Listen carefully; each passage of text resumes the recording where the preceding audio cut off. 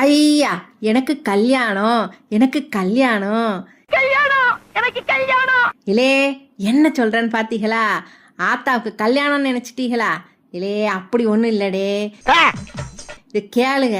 இங்க பாத்தீங்கன்னா சுல்லன் கேரின்னு ஒரு பெரிய உத்தமி நம்ம லண்டன் நாட்டில் இருந்து கிளம்பி இருக்காப்புல.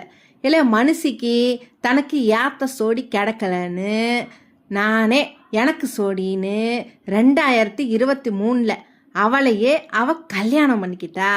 ஆனால் கதையில் இப்போத்தான் ட்விஸ்டே.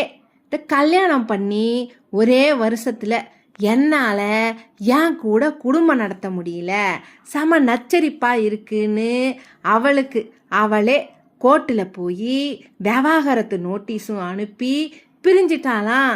பைத்தியமாயவே.